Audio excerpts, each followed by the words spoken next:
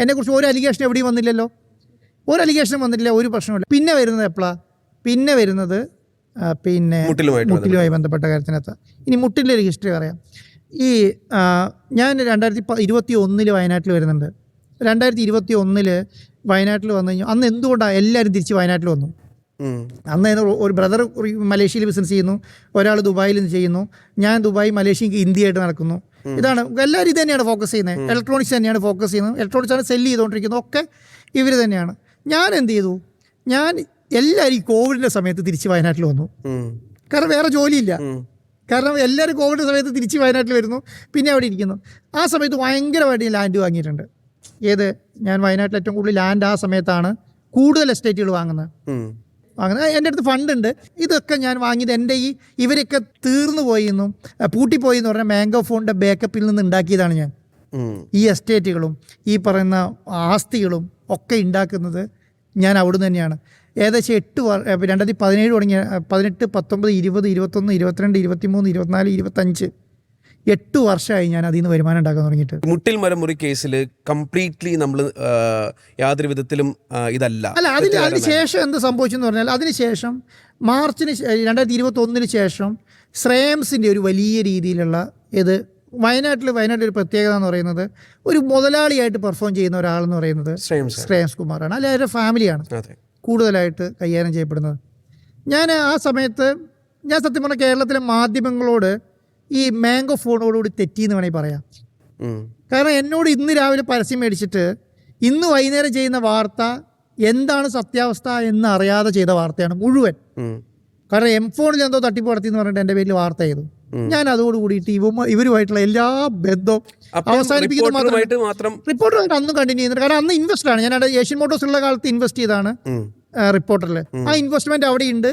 നികേഷ് കുമാറുമായിട്ട് നല്ല ബന്ധമാണ്. കാരണം ഇതിൻ്റെയൊക്കെ സത്യാവസ്ഥ ഒരു പരിധി വരെ നികേഷ് കുമാറിന് അറിയാം. കാരണം നമ്മൾ റിപ്പോർട്ട് ഇൻവെസ്റ്റർ ആയതുകൊണ്ട് ഇവരോട് ഡിസ്കസ് ചെയ്യുന്നതുകൊണ്ട് അവർക്ക് അദ്ദേഹത്തിന് അറിയാവുന്നതുകൊണ്ട് ആര് തള്ളി പറഞ്ഞപ്പോഴും എന്നോട് നികേഷ് കുമാർ എന്നെ മാധ്യമ മേഖലയിൽ തള്ളി പറഞ്ഞിട്ടില്ല. 21 മുട്ടിൽ മരമുറി വരുന്ന സമയത്ത് സത്യം പറഞ്ഞാൽ എനിക്കിതിൻ്റെ ഓർഡറിനെ കുറിച്ചിട്ടോ ഒന്നും എനിക്കറിയില്ല, എങ്ങനെയാണ് സംഭവം എന്നുള്ള കാര്യം. അന്ന് ചെയ്തൊരു കാര്യം എന്ന് പറഞ്ഞാൽ, അന്ന് നമ്മളെ സംബന്ധിച്ചിടത്തോളം പ്രശ്നം എന്ന് പറയാൻ, നമ്മളെ സംബന്ധിച്ചിടത്തോളം എല്ലാ ശനിയാഴ്ചയും ഞായറാഴ്ചയും വീട്ടിൽ വരിക എന്നുള്ളൊരു പ്രശ്നം നമ്മളെ സംബന്ധിച്ചിടത്തോളം, നാടിനോടൊരു വലിയ സ്നേഹവും ബന്ധവും ഒക്കെ നാടിനോട് നമുക്കുണ്ട്. ഇതുകൊണ്ട് എന്ത് സംഭവിച്ചെന്ന് പറഞ്ഞാൽ, ഞാൻ ഈ വയനാട്ടിൽ വരുമ്പോൾ അത്യാവശ്യം സ്ഥലം മേടിക്കുന്നുണ്ട്, കാര്യങ്ങളൊക്കെ ഉണ്ട്. നമ്മുടെ ഒരു ഫ്രണ്ട്, ഒരു വില്ലേജ് ഓഫീസറുണ്ട്. ഇദ്ദേഹമാണ് നമ്മളോട് പറയുന്നത്, ഇങ്ങനെ ഒരു ഗവൺമെൻറ് ഓർഡർ ഇറങ്ങിയിട്ടുണ്ടെന്ന് പറയുന്നു. ഈ ഗവൺമെൻറ് ഓർഡറിന് മേലെ ഇങ്ങനെ മരം മുറിക്കാം എന്ന് പറയുന്നുണ്ട്. അപ്പോൾ ഞാൻ വയനാട്ടിൽ എൻ്റെ വീടിൻ്റെ അടുത്തൊരു 12 ഏക്കർ സ്ഥലം വാങ്ങിയിട്ടുണ്ട്. 10 ഏക്കർ എന്നാണ് പറയുക. 12 ഏക്കർ സ്ഥലം വാങ്ങിയിട്ടുണ്ട്. അത് എന്തിനാന്ന് പറഞ്ഞാൽ ഒരു മെഡിക്കൽ കോളേജ് പണിയാൻ വേണ്ടിയിട്ടാണ് ഞാൻ വാങ്ങുന്നത്. കാരണം 2017 എൻ്റെ കല്യാണം കഴിയുന്നത്. അവർ ഡോക്ടറാണ്, എൻ്റെ വൈഫ് ഡോക്ടറാണ്. അപ്പം നമ്മളെ സംബന്ധിച്ചോളം വയനാട്ടിൽ എന്തെങ്കിലും ഒരു വലിയ സാധനം ചെയ്യണം എന്നുള്ളൊരു പ്ലാൻ നമ്മുടെ മുന്നിലുണ്ട്. അപ്പം ഞാൻ എന്ത് ചെയ്യുന്നു, വയനാട്ടിലൊരു മെഡിക്കൽ കോളേജ് ഇല്ല. അപ്പം വയനാട്ടിൽ മെഡിക്കൽ കോളേജ് ചെയ്യാൻ വേണ്ടിയിട്ട് ഒരു വലിയ പ്ലാൻ തയ്യാറാക്കി. അതിന് വേണ്ടിയിട്ടാണ് ഞാൻ ഈ സ്ഥലം വാങ്ങുന്നത്. ആയുർവേദ മെഡിക്കൽ കോളേജാണ്, മറ്റേ മെഡിക്കൽ കോളേജല്ല, അലോപ്പതി അല്ല, ആയുർവേദ മെഡിക്കൽ കോളേജ് തുടങ്ങാൻ വേണ്ടിയിട്ട് 12 ഏക്കർ. അന്ന് എനിക്ക് തോന്നുന്നു 9 ഏക്കർ കണ്ട അതിൻ്റെ ഒരു സ്ഥലം വേണ്ടത്. അപ്പോൾ ഞാൻ അതിന് മുഴുവൻ ചുറ്റുമതിലൊക്കെ കെട്ടി ആ സ്ഥലത്ത് മെഡിക്കൽ കോളേജ് പണിയാൻ വേണ്ടി മുഴുവൻ പ്ലാനൊക്കെ സബ്മിറ്റ് ചെയ്ത് പഞ്ചായത്തിലൊക്കെ കൊടുത്ത്, മുട്ടിൽ പഞ്ചായത്ത് തന്നെയാണ്, പഞ്ചായത്തിലൊക്കെ കൊടുത്ത് എല്ലാം സബ്മിറ്റ് ചെയ്ത് ഞാൻ അതിൻ്റെ ഡോക്യുമെൻ്റ് എഞ്ചിനീയേഴ്സൊക്കെ വന്നു കഴിയുമ്പോഴാണ് ഇതിൻ്റെ അകത്തൊരു 4 വീട്ടിമരം നിൽക്കുന്നുണ്ട്. ഈ 10 ഏക്കറിൻ്റെ അകത്ത്. അപ്പോൾ ഈ വീട്ടിമരം മുറിക്കലെയും മാത്രമേ അതിൻ്റെ അപ്ലിക്കേഷൻ നമ്മളിവിടെ കൊടുത്തിട്ടുണ്ട്, വില്ലേജിൽ കൊടുത്തിട്ടുണ്ട്. അപ്പോൾ അങ്ങനെയാണ് എന്ത് ചെയ്യുന്നത്, ഈ വില്ലേജ് ഓഫീസർ പറയുന്നത് ഇങ്ങനെ ഒരു ഓർഡർ ഉണ്ട് എന്ന് പറയുന്നത്. ഈ ഓർഡറിന് മേലെ നമ്മൾ എന്ത് ചെയ്യുന്നു, അന്ന് കളക്ടറോട് ചോദിക്കുന്നു, അന്ന് ADM-നോട് ചോദിച്ചിട്ട് ഈ 4 മരം നമ്മൾ മുറിച്ചിട്ട് എന്ത് ചെയ്തു, അത് ഫോറസ്റ്റിൽ കൊണ്ട് അപ്ലിക്കേഷൻ കൊടുത്ത് ഫോറസ്റ്റ് ഇത് വില്ലേജ് മേപ്പാടി ഫോറസ്റ്റ് ഓഫീസിലേക്ക് കൊടുക്കുന്നു. ഫോറസ്റ്റ് ഓഫീസ് അതിന് പാസ് തരുന്നു. ഈ മരം പെരുമ്പാവൂരുള്ള ഒരാൾക്ക് വാങ്ങി അവർ പൈസ തന്ന സാധനം മേടിച്ചിട്ട് പോയി. പാസും കിട്ടി. ഈ പറഞ്ഞ പ്രൊസീജിയർ അവിടെ അവസാനിച്ചു. അത് കഴിഞ്ഞിട്ട് എന്ത് സംഭവിച്ചു എന്ന് പറഞ്ഞാൽ, ഈ മരം മേടിച്ചുകൊണ്ട് പോയ ആൾക്കാരുണ്ടല്ലോ, അവർ നമ്മൾ അറിയുന്ന ആൾക്കാരാണ്, ഒരു 4-5 ആൾക്കാരുണ്ട്. ഇവർ നമ്മളോട് വന്നിട്ട് പറയുന്നുണ്ട്, ചേട്ടാ ഇങ്ങനെ ഒരു ഓർഡർ ഉള്ള സ്ഥിതിക്ക് ഞങ്ങളുടെ അടുത്ത് പൈസ ഇല്ല അത് വാങ്ങാൻ വേണ്ടിയിട്ട്. അപ്പം നിങ്ങളൊരു പണി ചെയ്യുക, കുറച്ച് പൈസ ഞങ്ങൾക്ക് ഇൻവെസ്റ്റ് ചെയ്ത് തരികയാണെങ്കിൽ ഞങ്ങൾ ഈ കച്ചവടം ഞങ്ങൾ നടത്തിക്കോളാം, ലാഭത്തിൻ്റെ 50% നമുക്ക് തരാം എന്ന് പറയുന്നു. അപ്പം നോർമലി നമ്മളെ സംബന്ധിച്ചിടത്തോളം ഇവർ അത്ര വലിയ കപ്പാസിറ്റി ഉള്ളവരല്ല, ഈ ആൾക്കാർ അവർ അത്ര വലിയ കപ്പാസിറ്റി ഇല്ല. അപ്പം നമ്മളെന്ത് പറഞ്ഞു പറഞ്ഞാൽ, ഞാൻ പറഞ്ഞത് നമ്മളല്ല, അന്ന് ബ്രദറാണ്, ഞാൻ അതിനകത്ത് ബന്ധമില്ല. കാരണം ഈ മുറിയിലും ബന്ധമില്ല, ഈ പറഞ്ഞ കാര്യത്തിനകത്ത് ബന്ധമില്ല. പക്ഷേ ഞങ്ങൾ ഒന്നിച്ചാണ് താമസിക്കുന്നത്, ഒന്നിച്ചാണ് ബിസിനസ് ചെയ്യുന്നത് എന്നുള്ളതുകൊണ്ട് ഈ ഇവരോട് അതിനൊരു കമ്പനി വേണം എന്ന് പറയുന്നു. അപ്പോൾ ഈ സൂര്യ ടിമ്പേഴ്സ് എന്ന് പറഞ്ഞൊരു പ്രൊപ്പറേറ്റർഷിപ്പിൽ, ബ്രദറിൻ്റെ പേരിൽ ഒരു പ്രൊപ്പറേറ്റർഷിപ്പിൽ കമ്പനി തുടങ്ങി. ഇതിൻ്റെ അകത്ത് എനിക്ക് തോന്നുന്നു 1 കോടി രൂപ അങ്ങോട്ട് ക്യാപിറ്റലായിട്ടിട്ട് ഇത് നടത്താൻ ഇവരെ ഏൽപ്പിച്ചു കൊടുത്തു. ഒരു 3 പേരാണ്, ഈ 3 പേര് ഏൽപ്പിച്ചു കൊടുക്കുന്നു. ഇവരെന്ത് ചെയ്തു, ഇവരവിടെ പോകുന്നതിക്കൊരു 14 മരം എൻ്റെ തോട്ടത്തിൽ, 11 മരം കണ്ട് നമ്മുടെ തോട്ടത്തിൽ തന്നെയാണ്. ഇതിന് ഈ തോട്ടം അല്ലാതെ ഇതിൻ്റെ കൂടെ ഉണ്ടായിരുന്ന തോട്ടം, കാരണം ഗവൺമെൻറ് ഓർഡർ ഉണ്ടെന്നുള്ള അർത്ഥത്തിലാണ് ഇത് മുറിക്കുന്നത്. അല്ലെങ്കിൽ നമ്മൾ അങ്ങനെ ഒരു പ്ലാനിങ്ങിലേക്ക് ഇറങ്ങില്ല, ആരോട് ചോദിക്കുമ്പോൾ ആരും എതിര് പറയുന്നില്ല. അതുകൊണ്ട് ഇവരോട് തന്നെ മുറിച്ചോളാൻ പറയുന്നു, ഇവരിന്ന് മുറിക്കുന്നു. ബാക്കി എനിക്ക് തോന്നുന്നു 21 അങ്ങോട്ട് കർഷകരോട് 21 കർഷകരോട് ഇവർ പോയിട്ട് ഈ മരം കച്ചവടം ചെയ്യുന്നു. ഈ മരം കച്ചവടം ചെയ്തപ്പോൾ ഇത് നമ്മളെങ്ങനെയാണ് ഇതിലേക്ക് വന്നതെന്ന് പറഞ്ഞാൽ, ഇത് നമ്മുടെ കമ്പനിയിൽ നിന്നാണ് ഈ പൈസ ഇവർക്കെല്ലാം കൊടുത്തത്. ഇവർ പോയി കച്ചവടം ചെയ്ത് ഇപ്പോൾ 2 ലക്ഷം രൂപയുടെ മരം നോക്കുക, അല്ലെങ്കിൽ 3 ലക്ഷം രൂപയുടെ മരത്തിനകത്ത് ഇവരാണ് പോയി അതിന് വിലയിടുക, ഈ മരത്തിന് വിലയിടുക. അപ്പോൾ ഇനി 2 ലക്ഷം വിലയിടുന്നു, അവരോട് ഡിസ്കസ് ചെയ്യുന്നു, ബാർഗെയിൻ ചെയ്യുന്നു, അല്ലെങ്കിൽ സംസാരിക്കുന്നു, ഈ 2 ലക്ഷം രൂപ വിലയിടുന്നു. ഈ പൈസ എന്ത് ചെയ്യുന്നു പറഞ്ഞാൽ, ഈ പൈസ നമ്മുടെ കമ്പനിയിൽ നിന്ന് ഇവർക്ക് ട്രാൻസ്ഫർ ചെയ്ത് കൊടുക്കും. അപ്പോൾ ഇത് തിരിച്ച് ആ കമ്പനിയിലേക്ക് തന്നെയാണ് വരേണ്ടത്, കാരണം ഇതൊരു ബിസിനസ് ആണല്ലോ, ഇത് തിരിച്ച് ആ കമ്പനിയിലേക്ക് തന്നെയാണ് വരേണ്ടത്. അപ്പം നമ്മൾ ഈ കമ്പനിയിൽ ഇത് ചെയ്യുന്നു. അപ്പോൾ എന്ത് സംഭവിച്ചെന്ന് പറഞ്ഞാൽ, ഇവർ ഈ മുറിച്ച് എല്ലാവർക്കും പൈസ കൊടുത്തോണ്ട് ഈ 21 കർഷകരുടെ മരവും 21 ആൾക്കാരുടെ കർഷകരുടെ മരവും നമ്മുടെ മരവും ഇവർ ഒരേ സമയത്ത് അങ്ങ് മുറിച്ചു. കാരണം ഇത് പൈസ കൊടുത്ത് മേടിക്കും, ഓർഡർ ഉണ്ട്, പൈസ കൊടുത്ത് മുറിച്ചു എന്നുള്ള നിലയ്ക്ക് ഇവർ നേരെ മുറിച്ച് കഴിഞ്ഞപ്പോൾ എന്ത് സംഭവിച്ചു എന്ന് പറഞ്ഞാൽ, ഇവർ തമ്മിലൊരു പ്രശ്നമുണ്ട്. ഈ കച്ചവടക്കാർ തമ്മിലുള്ള ഒരു പ്രശ്നം. അത് വാങ്ങുന്നത്, ഈ മരം വാങ്ങുന്നത് 2 കമ്പനിയാണ്. ഒന്ന് മലബാർ ടിമ്പേഴ്സ്, പിന്നെ ഒരു അധീര ടിമ്പേഴ്സ് എന്ന് പറഞ്ഞ 2 കമ്പനിയാണ് കേരളത്തിൽ മരം വാങ്ങുന്നത്. ഇവർക്ക് ആർക്ക് കൊടുക്കണം എന്നുള്ള പ്രശ്നമൊക്കെ വന്നാകെ അതൊരു വലിയ ചർച്ചയായി. ഇപ്പോൾ ഈ ഓർഡർ വരുന്ന സമയത്ത്, ഓർഡറിലാണെങ്കിൽ പോലും 300 വർഷത്തിന് മേലേക്കുള്ള മരങ്ങൾ മുറിക്കാൻ പാടില്ല, അങ്ങനെയൊന്നുമില്ല. പട്ടയഭൂമിയിൽ നിലനിൽക്കുന്ന ചന്ദനം ഒഴിച്ചുള്ള ബാക്കി മരങ്ങൾ എന്നാണ് പറഞ്ഞിരിക്കുന്നത്. പട്ടയഭൂമി നിലനിൽക്കുക, കാരണം അതൊന്നും നമ്മളെ സംബന്ധിച്ചൊരു വലിയ പ്രശ്നമല്ല. നമ്മളെ ഒരു ഓർഡർ ഉണ്ടത് മുറിക്കുക എന്നുള്ളതിനേക്കാൾ അപ്പുറമില്ല. റവന്യൂ ഭൂമിയിലായതുകൊണ്ട് പ്രശ്നമില്ല എന്നുള്ള. അന്ന് നമ്മൾ പിന്നെ നമ്മുടെ വക്കീലന്മാരോട് ചോദിക്കുന്നുണ്ട്, ആരാണ് ഈ മുട്ടിൽ മരമുറി ഏറ്റവും ആദ്യമായിട്ട് പുറത്തു കൊണ്ടുവന്നത്? അന്ന് മാതൃഭൂമിയാണ്. മാതൃഭൂമി അത് ഞാൻ പറഞ്ഞു തരാം, അതിലേക്ക് വരാം. ഈ മരം എന്ത് ചെയ്യുന്ന പറഞ്ഞാൽ, ഈ മരം കയറ്റി ഇവർ തമ്മിലുള്ള ഇതിന് പുറത്ത് ഇത് വാർത്തയായി കഴിഞ്ഞപ്പോൾ എനിക്ക് ആദ്യം ഒരു ചെറിയ കുളം, ഒരു ചെറിയ കുളം അല്ല, മാതൃഭൂമി വലിയ കുളം തന്നെയാണ്. ഇല്ല, മാതൃഭൂമി അത് വലിയ രീതിയിൽ അത് ശ്രേയംസ് പ്രോപ്പറായിട്ട് നമ്മളെ ഫോക്കസ് ചെയ്തിട്ട് എന്ന് പറഞ്ഞാൽ മുട്ടിൽ പ്രദേശത്ത് വലിയ രീതിയിൽ മരമുറി നടക്കുന്നു എന്ന് പറഞ്ഞൊരു വാർത്ത പുറത്തു. അതിലിപ്പോഴും തർക്കമൊന്നുമില്ല, ഇത് മീൻസ് ആ കാര്യത്തിൽ നമുക്ക് ഇപ്പോഴും സംശയമൊന്നുമില്ല, ഒരു സംശയമില്ല. എനിക്കത് ശ്രേയംസ് കുമാറിൻ്റെ കറക്റ്റ് പ്ലാനോട് കൂടിയിട്ട് അതിൽ മുട്ടി. കാരണം അദ്ദേഹം, ശ്രേയംസിൻ്റെ പ്രത്യേകത എന്താ, കേരളത്തിലെ മാധ്യമ മേഖലയെ ഹോൾഡ് ചെയ്യുന്ന ആളെന്ന് വേണമെങ്കിൽ പറയാം. ശ്രേയംസ് വിചാരിച്ചപ്പോൾ കേരളത്തിലെ എല്ലാ മാധ്യമങ്ങളും വാർത്ത വരും, ഒരു ഡൗട്ടും വേണം. കാരണം അവിടെ ഒരു ഞാൻ പണ്ട് പിണറായി വിജയൻ പറഞ്ഞ പോലെയല്ല, ഒരു മാധ്യമ സിൻഡിക്കേറ്റ് വർക്ക് ചെയ്യുന്നുണ്ട്. അത് ഞാൻ വിചാരിക്കുന്ന ജേർണലിസ്റ്റുകളുടെ നേതൃത്വത്തിലാണെന്ന് ഞാൻ വിചാരിക്കുന്നില്ല. മാധ്യമ മുതലാളിമാരുടെ നേതൃത്വത്തിൽ ഒരു മാധ്യമ സിൻഡിക്കേറ്റ് കേരളത്തിൽ വർക്ക് ചെയ്യുന്നുണ്ട്. അവർ തീരുമാനിക്കും ഏത് വാർത്ത CPM-നെതിരെ അടിക്കണോ, CPM-നെതിരെ അടിക്കും, കോൺഗ്രസിനെതിരെ അടിക്കണോ, അത് അവരാണ് തീരുമാനിക്കുന്നത്. അത് ഞാൻ വിചാരിക്കുന്നില്ല. അതിനകത്ത് ഇൻപുട്ടും മരുന്നൊക്കെ ഈ മാധ്യമ മുതലാളിമാർ നല്ല രീതിയിൽ കൊടുക്കുന്നുണ്ടെന്ന് വിശ്വസിക്കുന്ന ആളാണ് ഞാൻ ഇന്നും. അത് മാതൃഭൂമി എന്ത് ചെയ്യുന്നതാണ്, അതിലേക്കാ വരാം. മാതൃഭൂമി എന്ത് ചെയ്യുന്ന പറഞ്ഞാൽ വലിയ അർത്ഥത്തിൽ ഇത് വാർത്തയാക്കി മുട്ടിൽ മരം മുറിയുന്നുണ്ട്. നമ്മളെ കറക്റ്റായിട്ട് പ്രൈസ് ചെയ്യുന്ന തന്നെ വില. അപ്പോൾ നമ്മൾ അന്ന് എടുത്തൊരു നിലപാടെന്ന് പറയുന്നത്, അപ്പം നമ്മൾക്ക് മാത്രം മരം മുറിച്ചാൽ എന്താ പ്രശ്നം, ബാക്കിയുള്ളവർക്കെല്ലാം മുറിക്കാൻ പാടുമോ? നമ്മൾ അന്ന് നമുക്ക് ദേഷ്യം വന്നത് അങ്ങനെയാണ്. നിങ്ങൾക്ക് ഫോറസ്റ്റുകാർ ഉദ്യോഗസ്ഥന്മാർ പൈസ മേടിക്കുന്നുണ്ട് മരം മുറിക്കാൻ, അത് നമ്മൾ പൈസ കൊടുത്തുള്ള നിലയ്ക്കല്ല. നമ്മൾ സത്യം പറഞ്ഞാൽ അന്ന് ഫൈറ്റിൽ ഇറങ്ങിയത് എങ്ങനെയാന്ന് പറഞ്ഞാൽ, ഇത് എല്ലാവരും ചെയ്ത പണി നമ്മൾ ചെയ്തപ്പോൾ എന്തിനാ വാർത്തയായെന്നുള്ള ശൈലിയിലാണ് നമ്മളതിനെ ട്രീറ്റ് ചെയ്തത്. കാരണം ശ്രേയംസിൻ്റെ തോട്ടത്തിൽ മരം മുറിക്കുന്നുണ്ട്, ശ്രേയംസിൻ്റെ പെങ്ങന്മാരുടെ തോട്ടത്തിൽ മരം മുറിക്കുന്നുണ്ട്, പിന്നെ വീരേന്ദ്രകുമാറിൻ്റെ പെങ്ങന്മാരുടെ തോട്ടത്തിൽ. കാരണം അവിടെ ഏറ്റവും കൂടുതൽ എസ്റ്റേറ്റ് ഉള്ളത് അവർക്കാണ്. കാരണം അവരെ എസ്റ്റേറ്റ് ഇപ്പോഴും പോയി നോക്കിയിട്ടുണ്ടെങ്കിൽ പകുതി മരങ്ങളും ഇല്ല, എല്ലാവരും മുറിച്ച് കൊടുത്ത് തന്നെ വിറ്റ് തന്നെയാണ്. ഈ മരങ്ങൾ മുഴുവൻ ഇവർ സെല്ല് ചെയ്തു. അപ്പോൾ ഇവർക്കൊക്കെ സെല്ല് ചെയ്യാം, പിന്നെ നമുക്ക് എന്താ ചെയ്താൽ എന്നുള്ള നിലയിലേക്ക് നമ്മളിതിനെ ഫോറസ്റ്റ് ഉദ്യോഗസ്ഥന്മാർ പൈസ മേടിക്കുന്നുണ്ട്, ഇവർക്കിത് മേടിച്ചതൊക്കെ ഇവർക്കൊക്കെ ചെയ്തു കൊടുക്കുന്നുണ്ടെന്ന നിലയ്ക്കാണ് നമ്മളതിനെ ട്രീറ്റ് ചെയ്തത്.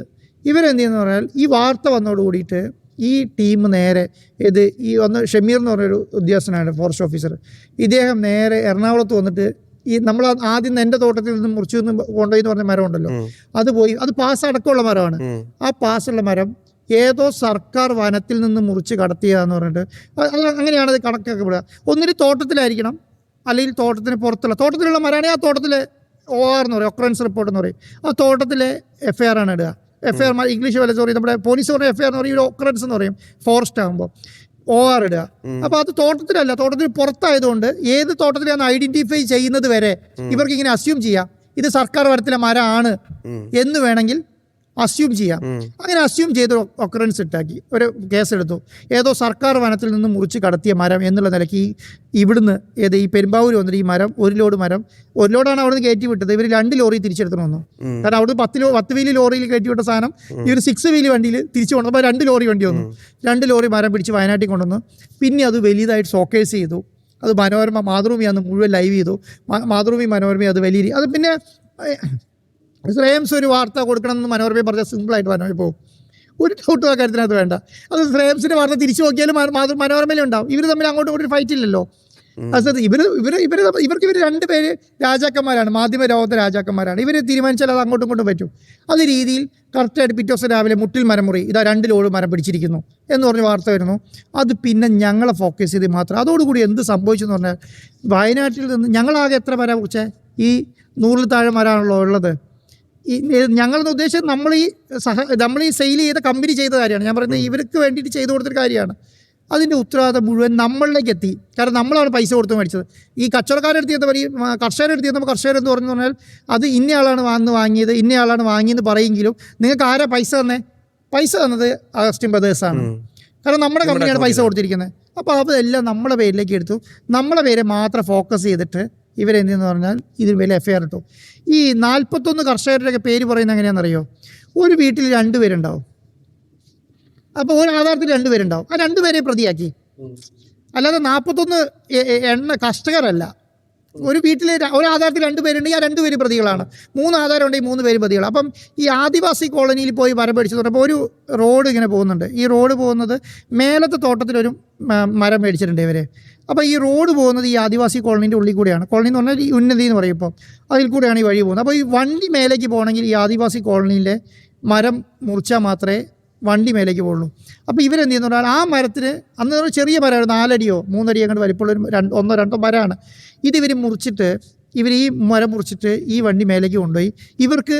കാരണം ഇത് വിൽക്കാൻ പറ്റിയ മരമല്ല. നോർമലി എന്താ പറയുക, പാഴത്തടി എന്ന് പറയുന്നത്. കാരണം വീട്ടിലാണെങ്കിൽ കൂടി ഇത് വിൽക്കാൻ പറ്റിയ രീതിയിലുള്ളൊരു മരമല്ല. അപ്പോൾ ഇത് മുറിച്ചതിന് അപ്പോൾ ആ ആദിവാസി ഉന്നതിക്ക് പ്രശ്നം എന്താണെന്നറിയോ? ആ ആദിവാസി ഉന്നതി ആധാരത്തിനകത്ത് ആ ഉന്നതിയിലുള്ള ആദിവാസികൾ മുഴുവനുണ്ട്. 7-8 പേരുണ്ട്. ഇവരെ എല്ലാം പ്രതി ചേർത്തു. കാരണം ഇത് ഉദ്യോഗസ്ഥന്മാർ പ്ലാൻഡ് ആയിട്ട് ചെയ്തതാണ്. ഈ 2 ഉന്നതിയിലെയും ആദിവാസികളെ മുഴുവൻ പ്രതി ചേർത്തു. ഇവരെ അപ്പം എണ്ണം നോക്കുമ്പോൾ എത്രയാ? 10, 40, 50 പേരെയായി. ഈ ആദിവാസി ഉന്നതിയിലെ 21 പേരുടെ ആധാരത്തിലെ പ്രതികളെല്ലാം കൂടി ചേർത്തിട്ട് ഈ 89 മരത്തിനങ്ങാണ്ട് ഇത്രയധികം ആൾക്കാരെ പ്രതി ചേർത്ത് ഒരു FIR ഇട്ടു. ഈ FIR ഇട്ട് കൊടുക്കും. അപ്പോൾ ഞാൻ ഹൈക്കോടതിയിൽ വന്നു. ഹൈക്കോടതി ജാമ്യം എടുക്കണല്ലോ ഹൈക്കോടതിയിൽ. ജാമ്യം എടുക്കാൻ ഹൈക്കോടതി വന്നപ്പം എൻ്റെ പേരിലുള്ള കേസ് എന്താണെന്നറിയോ?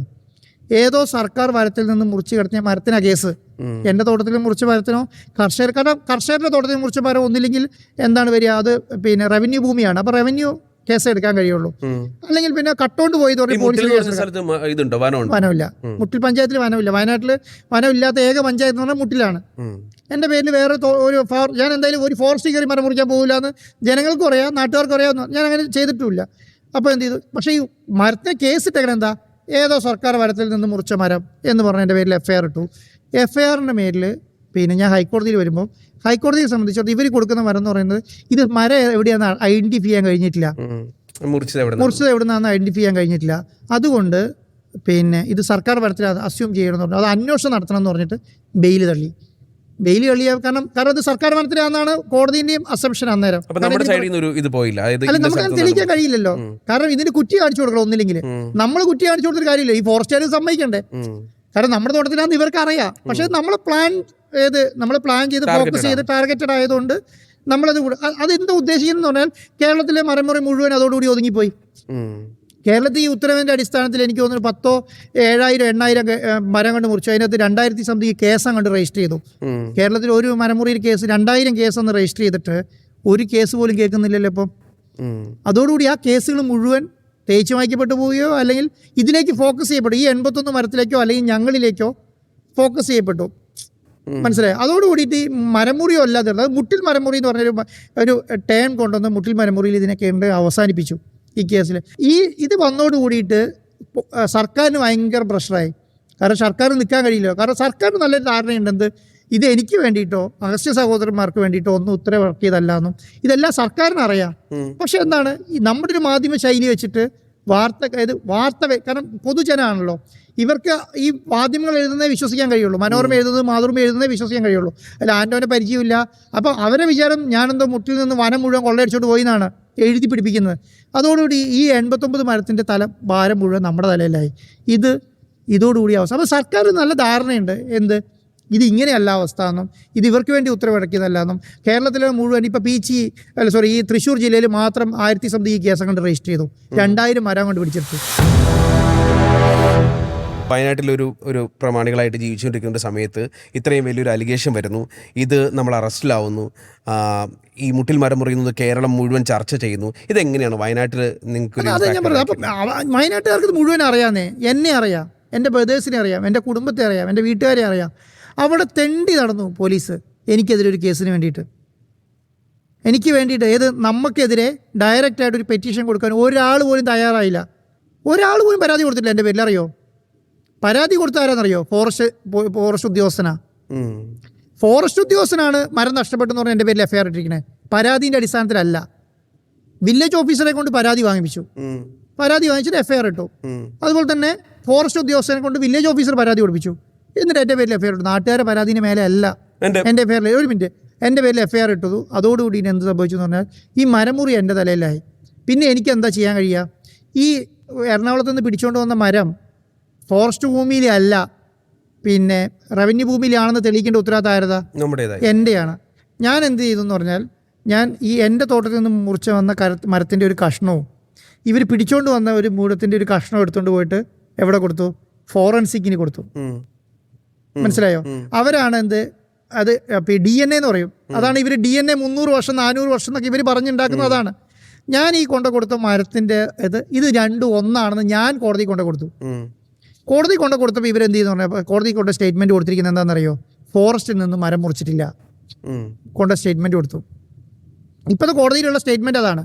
ഫോറസ്റ്റിൽ നിന്ന് മരം മുറിച്ചാൽ എന്താ? ഇവർ പിടിച്ചുകൊണ്ട് വന്ന കഷ്ണത്തിൻ്റെ ചോട് ഫോറസ്റ്റിൽ കാണിച്ചു കൊടുക്കണമല്ലോ, അത് അവരെ ഇല്ല. ഇപ്പം എന്ത് സംഭവിച്ചെന്ന് പറഞ്ഞാൽ ഇപ്പോൾ ഫോറസ്റ്റിൽ നിന്ന് മരം മുറിച്ചു. അപ്പോൾ എന്നെ എന്തിനാ ജയിലിലിട്ടെ?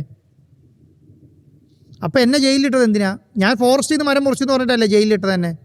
ജയിലിലിട്ടത് എന്തിനാ? അപ്പം ഞാൻ എന്ത് ചെയ്തു? അപ്പം ഞാൻ അതുകൊണ്ടാണ് ഞാൻ പറഞ്ഞത്, എനിക്ക് കോടതി ഉത്തരവ് വന്നോട്ടെ.